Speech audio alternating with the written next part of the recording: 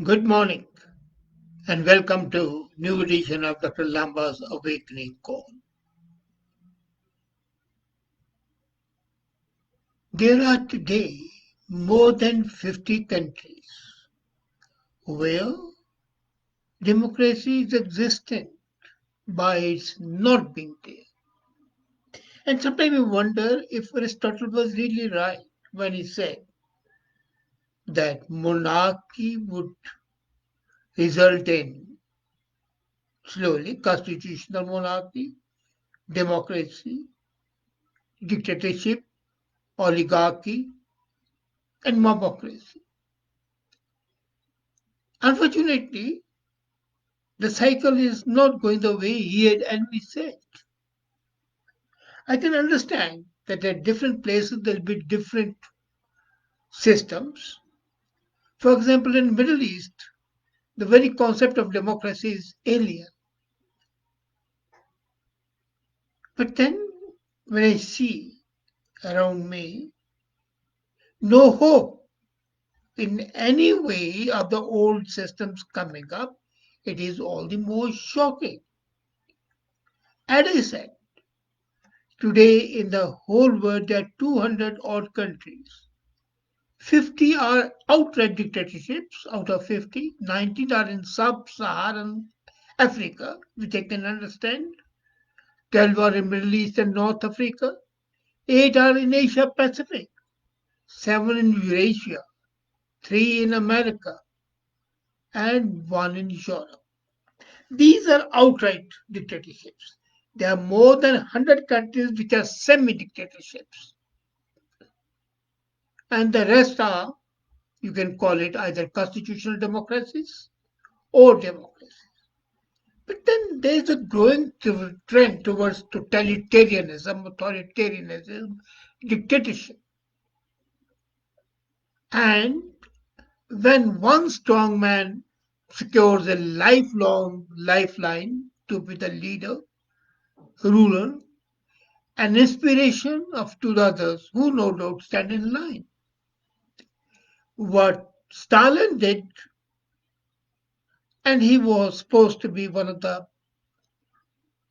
longest surviving dictator. He's no longer so.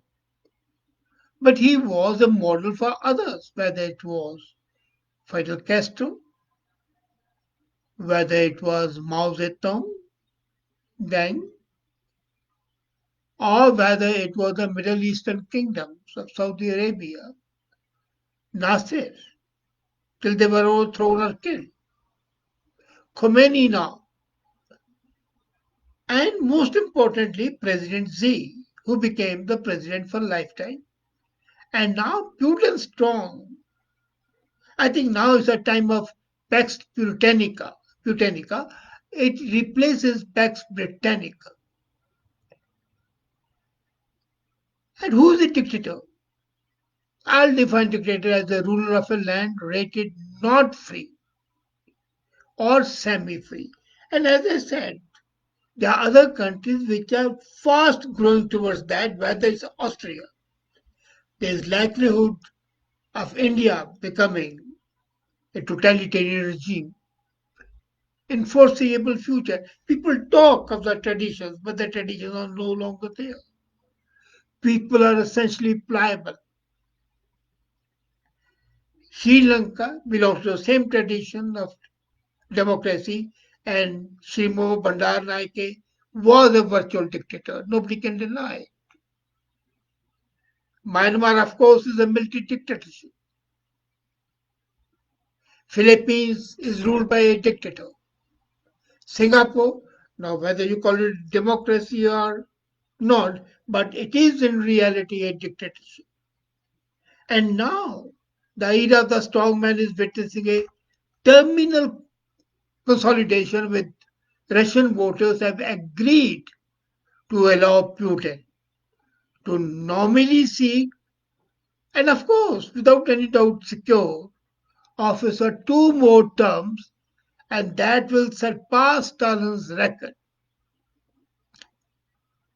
There was no competition, there was no opposition to the proposal, until 2036. Putin can continue to be the ruler of Russia and, in fact, the arbiter of peace in the world, a pain in the side of Europe, a perpetual nightmare to USA. And that means that the people should not complain about the means. Let's be very clear. Means have become irrelevant. It is the ends which justify the means, and the pax Putinica, which I call it, will remain patent, even when those servile voters are dodging with orthopedic canes. They'll be old, they'll be dodging senile people, and Putin would still be ruling at that time. One thing they claim is that for the next 16 years, in this absolutely unsettled world, Putin referendum reaffirms political stability. And that stability is beset by health challenges, which are not there, but health challenges to the world. And it means persistence of Putin has paid off. He had said in 2008 that he will never change the constitution to remain in power. 2008, he said so. He was president at that time. As a matter of fact, Putin has been president of Russia since 2000. But then what he would do is he'll become president and then he'll become the prime minister and have a nominal president and all the power revert to the prime minister. Again, he'll become the president and the prime minister will become a nominal figure. So in 1993, he has been in power, but he became the president officially in 2000. And in 2008, he swore that he will never change the constitution. But he put the Prime Minister Dmitry Medvedev as the president. And then after 2012, he has been the president continuously and without any interruption. Now, the next term was due to end in 2024. And constitutionally, he could not remain the president. So, to hell with the constitution. It's a scrap of paper. And there was a week-long referendum in Russia. 78% voters cast their vote, and all of them said, yes, Putin is our salvation. Let him continue.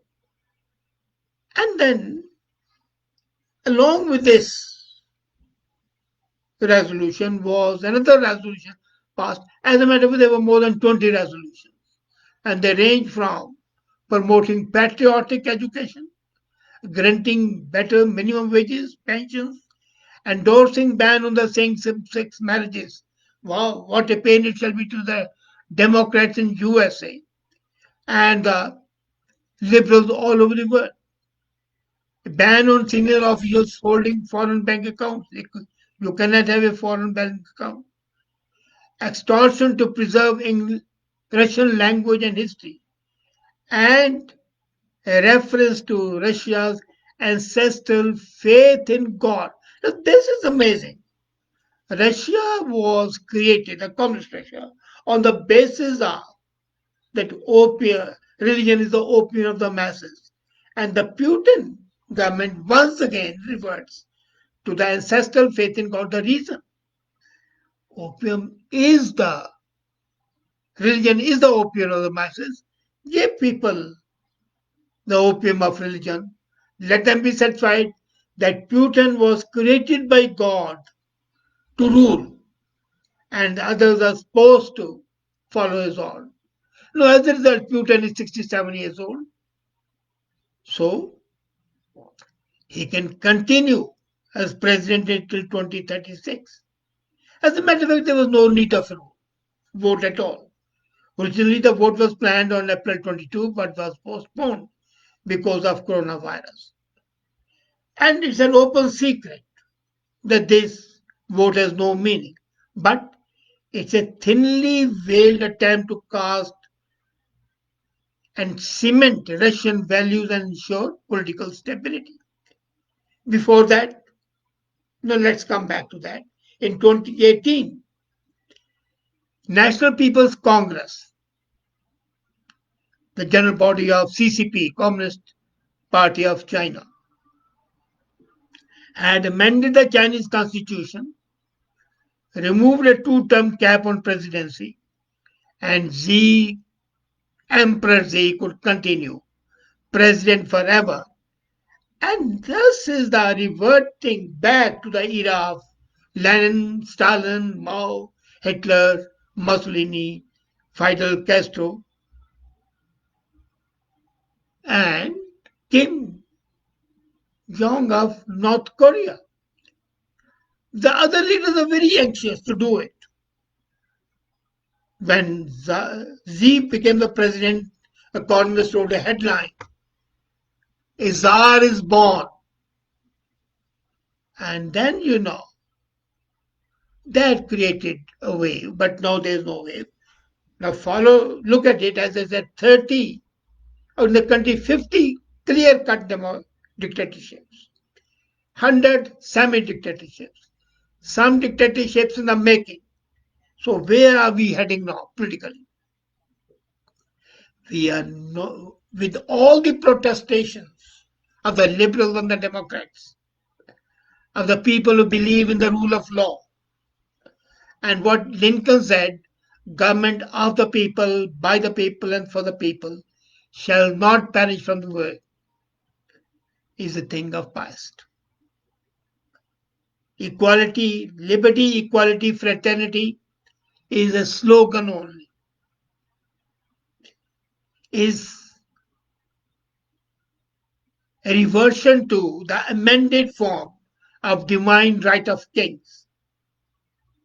Now it's a divine right of the elected leader. Be elected once, by hook, by crook, by fair means, by foul means, and you can do what Indira Gandhi did. You can do what Zia did. You can do what Lee did. You can do what Xi had done and what Putin has done. And all these, Indira is the only shining example where she voluntarily, within 2 years, left the reins of power, gave the power back to the people. I hope that trend continues.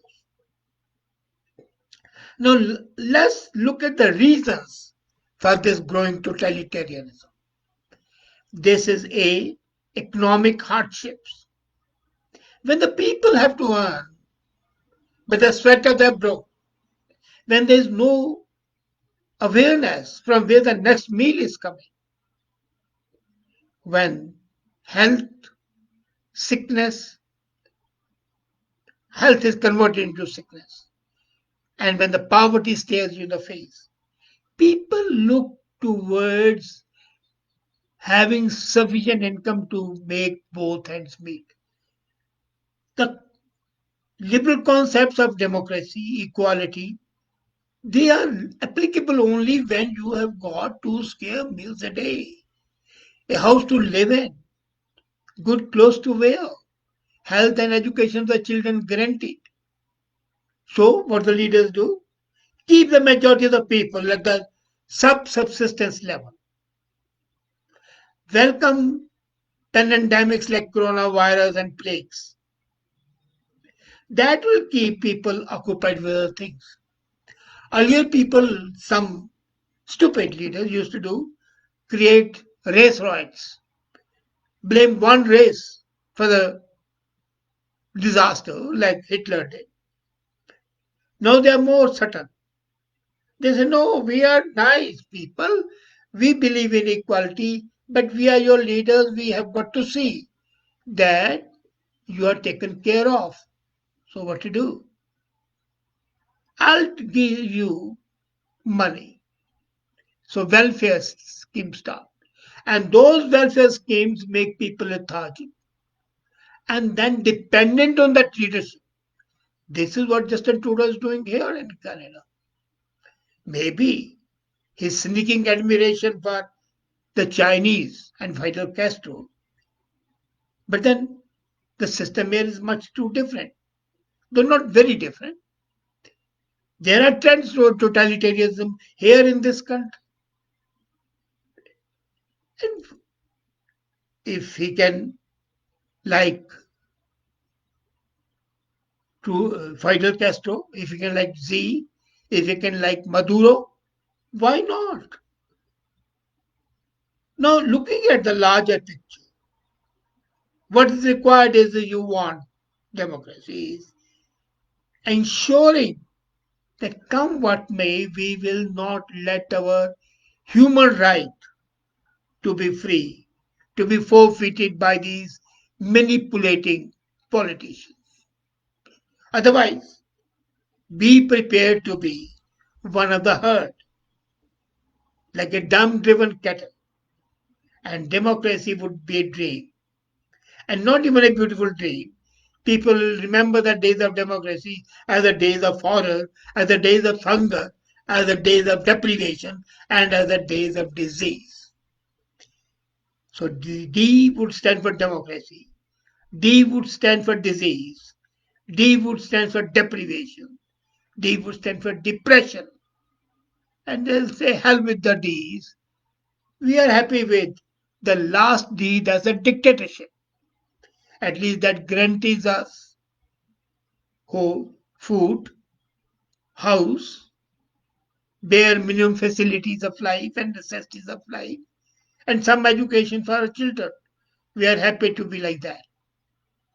Choice is yours now. Do you want Pax Putinica? Do you want Emperor Z? Or do you want Jefferson and Lincoln's ideas to prevail? Take your choice. But let me tell you, what you decide today is going to impact the generations to come. And you have a responsibility, not only towards yourself, but to those generations as well. Think about it.